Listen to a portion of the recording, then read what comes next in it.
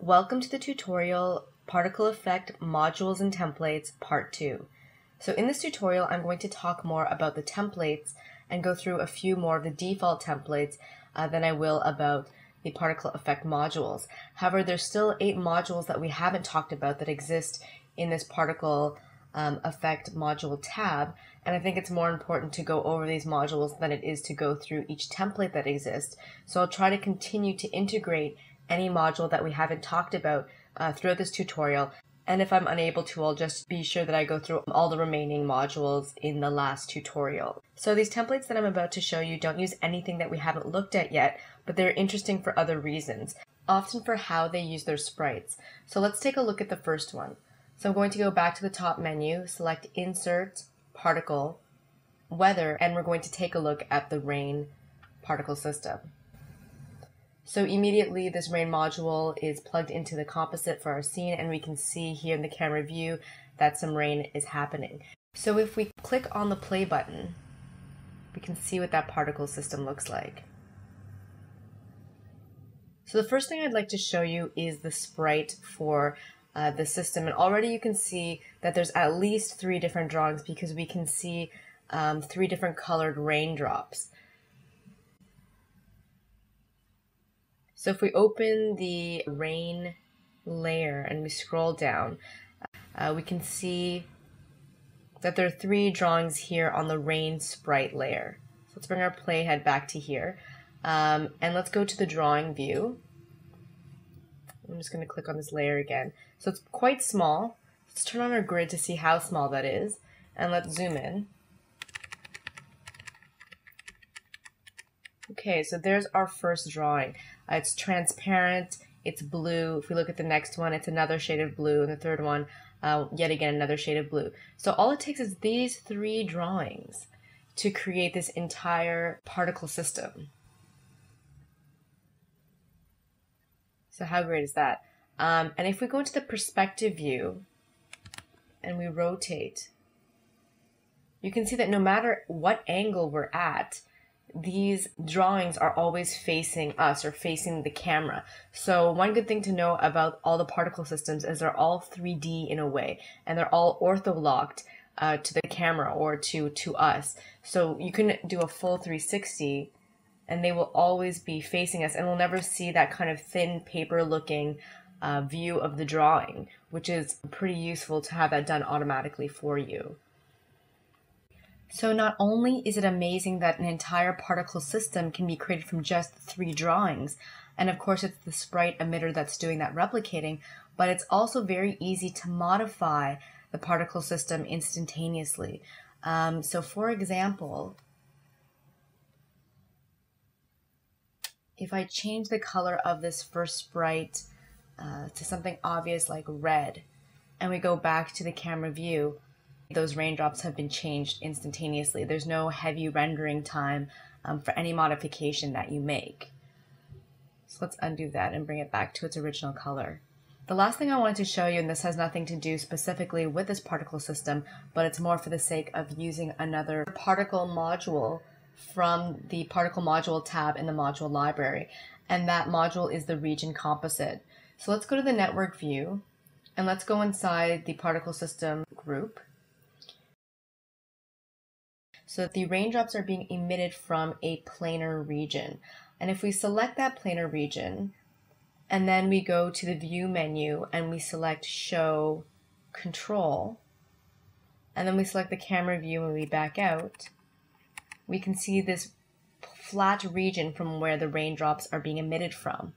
And then if we go into the perspective view and we circle around this plane, we can see that it's actually quite narrow. So it's like a narrow rectangle. So what I'm going to do is duplicate this region and then just pull it either forward or backward so that these raindrops are being emitted from 2 different planes. And then what you could effectively do is put a drawing in between the 2 to make it look like it's raining both behind and in front. So the first thing I'm going to do now that this planar region is selected is copy it and then paste it. But already we see there's a problem here because there's only one import for a region in the emitter. So now my region composite comes into play. So let's scroll down to find it. And here it is, the region composite. We're going to drag and drop that into the network view. And then what I'm going to do is unplug this region, plug it into the composite, plug the composite into the emitter, and then plug the second region into the composite as well. And then I think I'm going to try to clean this up a bit because it's sort of difficult to see. So maybe I'll select all and then just reorganize.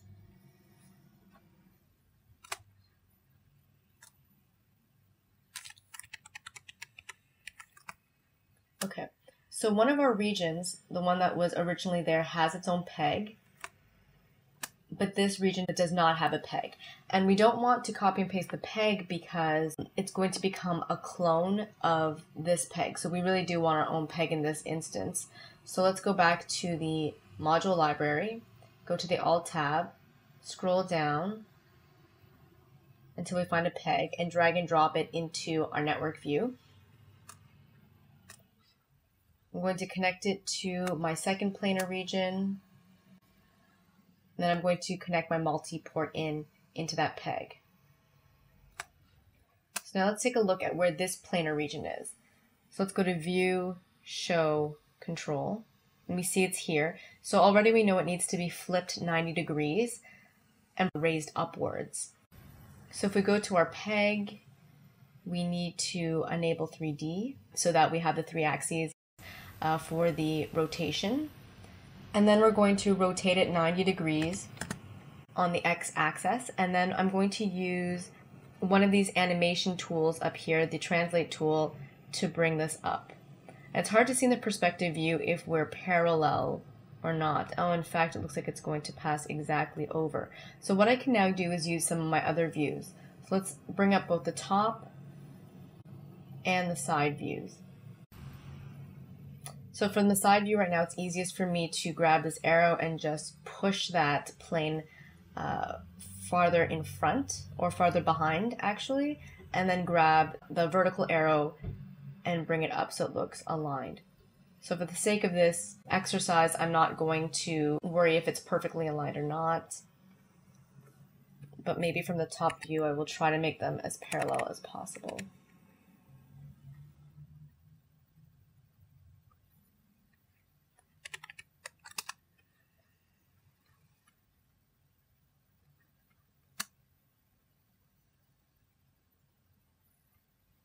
Okay, and the last thing we need to do is just put a drawing between these two planes. So I'm just going to scroll up and use a drawing layer that already exists. Let's go to the drawing view. Let's draw something really quickly. Draw a circle and fill it in with some color, maybe something green. And then let's go back to the camera view. And we can see right now that it's sitting in the middle of the frontmost planar region that's emitting the raindrops. So let's use the translate tool to push it in between the two planes. And then let's zoom in to see what that looks like in the camera view. Oh, and the last thing we need to do, of course, is to extend our drawing. So as these raindrops go across, you'll notice something. You'll notice that it looks like they all pass in front. None of them disappear behind this object. And the reason this is because if you remember, all of the z-axis movement for a particle system is done in the visualizer. If you remember me saying that you can move the entire system using a peg attached to the left port, but that the peg that can be plugged into the right port of the particle visualizer is what moves it along the z-axis. So if you think about it then, the only way that you would be able to have two systems that are staggered along the z-axis is if you had two particle visualizers and then maybe randomize them by having two particle bakers. And I will show you how to do this in a later tutorial, but I just wanted you to know this when you're trying to composite various regions, whether they be for sinks, bounce planes, or for generation planes. So there's so many things you can do with two emission regions, just not give them depth along the z-axis. But you could have them both side by side if you wanted two separate areas where your particles are being emitted from. for example. And if we look at the particle region composite, there's basically nothing to really talk about for its layer properties. So let's take a look at another particle group now. Let's look at the animated grass. So I'm just going to go back to the top, disable our rain as well as its peg, so the rain group. And I'm also going to disable this drawing layer. And then from the top menu, I'm going to insert the animated grass, and it's under the replicators submenu. So that gets plugged in right away. It's a little bit tangled here with the rain, so let's move that aside. So we have our grass and our grass peg, and we can go inside. And to see it in the camera view, let me reset the view. Oh, there we go. It's just too far down. It looks something like this. And then if we look at it in render view mode, the render looks even nicer. So let's go back to the OpenGL view. So even though this is called animated grass, the animation portion of this particle system is not coming from the action modules of the system. In this case, the particle system is really just acting as a replicator. There's no movement, there's no move particles, there's actually only one action module in the particle system composite, and that's the emitter. So all the animation isn't happening from the particles being moved as an action, but it's actually in the actual sprite of a frame-by-frame animation. So let's take a look at that sprite. If we go down here, so this is just a rain sprite. You can ignore all of this. I'm just going to collapse the rain stuff so we don't get confused. Okay, so now we're just looking at our grass sprite here. Let's take a look at that in the drawing view. So we have a single blade of grass, and as we scroll across, we can see that it's bending one way, and then it comes back and bends in the other direction. And so it's like swaying grass in the breeze. It's actually quite lovely to look at. So as I mentioned, all of that animation is actually happening in the sprite. But I just wanted to show you that this is another use for a sprite. So it's not just to have 3 separate drawings like we did with the raindrop, but we actually have a full frame-by-frame animation as a sprite. And as I mentioned before, you can also have a bitmap image as the sprite. So there are many things you can do with sprites and make a whole particle system, which would otherwise take a long time to make, out of something as simple as one emitter and 30 frames of animation. So the next particle system I wanted to look at is the bees particle system. So let's also, maybe I'll just delete this one since we don't really need it. And let's insert the bees. And maybe this time I'll get it from our particle tab so that we don't forget about that. So this one right here, the bees. I'm going to drag and drop that in. And I'm going to connect it to our composite. And we can see it here. They actually look like bees. So this is one of the most simple examples, and if we go into the bees group, we can see once again we really only have one action, and that's a sprite emitter, a sprite, and the 3D region where it's being generated from, but other than that it's quite a simple setup as well. So it's really just an animated drawing layer that's been replicated in space until it forms a stable system. So in other words, that at its max no new particles are being created, and that the particles that are there are just animating infinitely. So once again, let's look at the sprite for this group here. And you can even see that a peg has been added in the topmost layer, if you remember. And that's where we see this interpolated animation. So let's break down the animation. The first animation isn't the fact that this whole system's moving, it's this frame-by-frame animation. And if we go to the drawing view, we'll be able to see that. So I'm going to reset my view. I might back out even further. And we see here's a little bee. And if we scroll across, here he is again, here he is again, here he is again. And we see him basically just buzzing around in a counterclockwise motion for what looks like 8 frames. So something like that can be taken and made into something like this. So let's take a look how by analyzing the system. So firstly, in the sprite emitter, we can see that there's 5 of those bees that are produced per frame, and there's a 100% chance that they will be produced.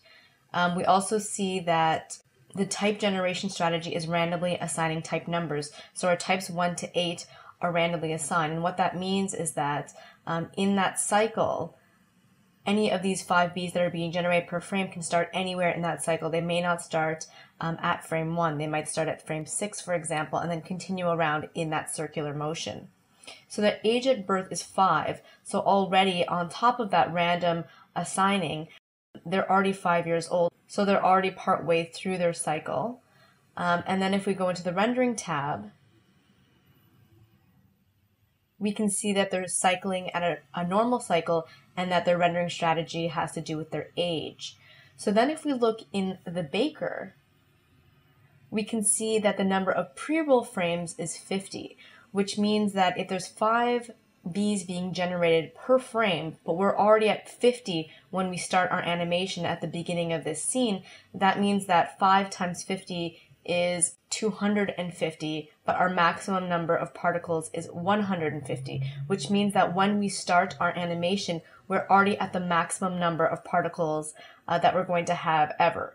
So that means that this is a stable system. No new particles are going to be made and none are going to disappear. None of them are going to be killed. On top of that, they're being randomly generated as to where their location is, and that's why we have them sort of all over the place. It's hard to tell, but they all are going in that counterclockwise circle all over the place here as they're moving across.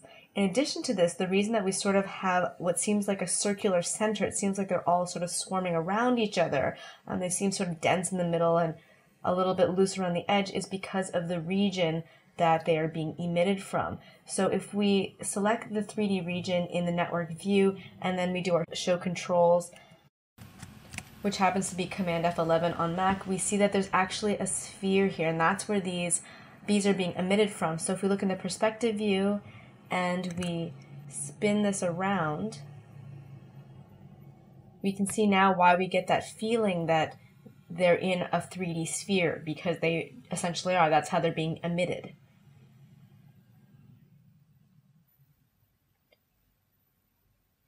So let's hide all those controls. So that's essentially all it takes to make this sort of randomized system of bees from a single drawing that's been cycled and a single sprite emitter. In addition to this, the reason that we're able to see the system move from right to left is because of the peg that's hooked into the left side of the particle visualizer, but we see that it disappears into the multi-port in, and then if we go to the top, we realize it's this peg here. So because it's plugged into the visualizer, it's able to move the entire system from right to left. Okay, so now let's take a look at our next example. So once again, I'm going to delete these bees because we didn't make any modifications to them. Let's delete them. Say okay. And the next example I'd like to add are the lemmings example. So let's go to our module library. And we see our lemmings here. So I'm going to drag and drop this into the network view. And then I'm going to plug it into my composite once more, and it appears here in the camera view. So this was inspired from a video game from the 1990s. And if we play it, we can see that it's a bunch of little characters. I'll zoom in so you can actually see that they're characters that are dropping down, hitting this log, walking to the edge of the log, falling off the log, switching direction from which they're facing because they're walking off this way, but they flip and then they land on this bounce plane that happens to be angled. And they switch direction, then continue walking until they fall off the log and hit the ground. Those particles that hit the log and start facing this way walk off the log in this direction, drop right to the ground, and walk right off the screen. So that's essentially what's going on here, and you can play that several times to get a sense of that. So it's a pretty fun example, and it incorporates a lot of things. We have bounce planes, we take advantage of the flip drawing concept, we have gravity, we have an animated sprite. So let's take a look at all of those things and see what makes this scene happen. So if we open up our lemming scene and we open up once again the lemming particles group and we move down, and we come down here to the lemming. So that's our character. And we go to the drawing view. Let's take a look at what this little guy looks like. So it kind of looks like this punk guy with this, cobalt blue tank top and some green hair. And he's really just a simple 4-frame walk cycle if you think about it. His legs change, you can tell this is a darker gray in the back and a light gray for his pants, and his arm moves in accordance with his steps. But that's really all it is. It gets cycled, it seems like, until 45 frames. Okay, so now let's take a look inside the lemming scene. So we actually have several groups inside this one group. We have the lemmings particle group, the background, which has also been grouped, and the gradient background. So let's go back to the camera view. So that's the sky probably. And there's an actual regular composite inside the group as well. So what we're looking to examine is a lemmings particle group here. So let's go inside that. And once again, there's nothing in here that we haven't seen before. We have velocity, gravity, move particles. We have our emitter coming from a 3D region. We have our wind friction. And once again, these are other background elements that I believe correspond to the bounce planes. So let's take a look inside one of those. I'm going to go into the central block here. And as you can see, there's a peg, a planar region, and then our bounce action. And that bounce comes out of the multiport out. And if we go back into the lemmings particle group, we can see that it actually plugs into the particle system composite like all the other actions. So we'll go back inside just for a minute once more. We'll take a look at our planar region. So there it is. So it's trying to align itself with the drawing. It's obviously perpendicular to the drawing, so the lemmings hit this bounce plane, and then they make the decision to go one way or the other. And of course, all of this is controlled in the emitter. So if we go back to the lemmings particle group, and we go inside the emitter, we look at its layer properties. At the rendering tab, we can see here that says flip x-axis to match direction, and that's why that flipping occurs as soon as the lemmings hit this bounce plane. Okay, so the last example I'd like to show you are the fairies. So let's delete this lemming scene. And then from the top menu, let's go back to Insert, Particles, and it's under Effects, and it's not fairy singular, but it's fairies plural. Let's go into that group. And I think I actually have to scroll the playhead across for you to see anything. So there are fairies. And the point of this particle system is how you make a particle system within a particle system. So each of these fairies are a particle, but they themselves shed all these twinkling little stars or fairy dust or whatever you would call it. And so that's another particle system. So the purpose of this is to show you that neat particle and particle effect. And this is of course an advanced example, which will also give me an opportunity to go into the sprite emitter. If you remember, there was an advanced section that I didn't go into at all, but we can use it in this case of the fairies. So let me back out a bit here. Let's try to decipher what's going on in this system. So already we can see that we have two sprite emitters, two bakers, two visualizers. So we have the idea that there are basically two systems being set up here, two particle system composites as well. And that what's being plugged into the right port of the second sprite emitter is pretty much this entire first system. So our first sprite emitter is what has the fairies. We know this because it says fairy sprite. So if we click on that and we go in the drawing view, we go back to the first frame, we see that it's this fairy that looks like it's been squashed and stretched a little bit to make it look like it's flying. And it's being emitted from a 3D region. So if we go back to the camera view, let's scroll forward a bit. I might even back out a bit so we can see where these fairies enter in. So they enter in off screen. They seem like they're being generated over here, and then they're coming into camera view. So their generator's probably somewhere over here. So if we go to view, show controls with the 3D region selected, we can see that it's this cube over here. So they're plugged into the sprite emitter, and we'll take a look at what those properties show, which is a pretty general stuff, so only one is generated per frame, with only the probability of 25% of it even being generated, so there might be a little bit of a lag between when each fairy is created. For the rendering, we're using their age, they're being cycled, there's 6 drawings in that cycle, etc., using the drawing color. So that's what's going on in the sprite emitter for this fairy. So we have that initial velocity to push them forward, and that's what makes them move across, and then they disappear into a sink. So let's take a look at what that looks like, and it looks like both these fairies and their sparkles disappear into what appears to be the same sink. So let's take a look at what that looks like.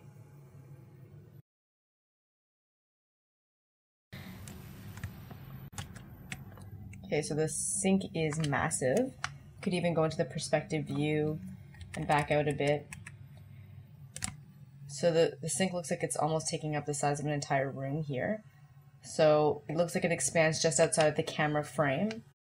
So once they're in here, we can see them, but once they've exited outside of this region, they disappear. So I'm actually going to hide all controls. It's kind of difficult to look at, and we'll go back to the camera view. So then these 3 actions are composited, put through the particle baker, which is then plugged into the second sprite emitter. So in the baker, we can see that the maximum number of particles is 3. So once those 3 fairies have been generated, they're not going to make any more. So that's why we only see 3 fairies.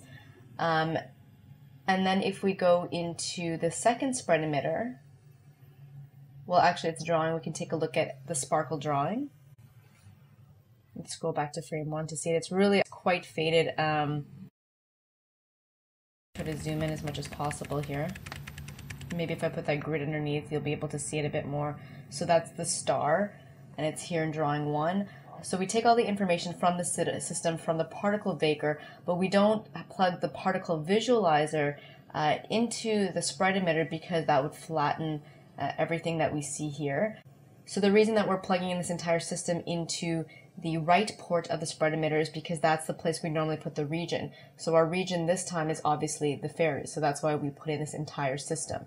And we put them in before the particle visualizer, as I said, because once they're flattened, it would take them as one region, but if we're taking the entire system into account before they've been flattened, then we acknowledge there are 3 regions there. So it's not being flattened as one image. So each of these fairy regions now emits multiple particle system of these sparkly stars that are being made. And then all of these other effects, actions over here apply to these sparkly stars. So the kill, the size, the velocity, and the gravity all belong to stars, because as we realize, even though the fairies were moving across, those sparkly stars were falling downwards, and that's because of the gravity. So let's take a quick peek inside the second sprite emitter, specifically the advanced section of the generation tab. So I didn't go over this section at all, and it's actually specifically designed for when bakers are entered into the right-hand port of a sprite emitter. So the first option that we have is the mass of the particle, and this defines how the particles interact with each other in terms of the gravity. So the higher it is, the faster they pull down if they're close together. The region size for baked particle input is the spherical region that is created around the original particles, so that would be the fairy, in order to distribute the second particle system. So copy particle velocity for baked particle input. So if we check this, then these particles would take on the velocity of their parent particle system. So add particle age for baked particle input. Once again, this just means that the particle system will take on the age of its parent particle system. Align initial velocity. Once again, it will align its initial velocity with that of its parent particle system. And then here we have 2 extra options for the minimum and maximum initial rotation. So you can enter an amount in degrees for how much a particle can rotate per frame. And so let's go back to the camera view and just take a look at the system one more time. So if we hit the play button, you can see the fairies come in, and we can see these sparkly stars being generated from behind their wings. So that's it for the tutorial, Particle Effect Modules and Templates Part 2. Stay tuned for the next tutorial, Creating a Custom Particle Effect.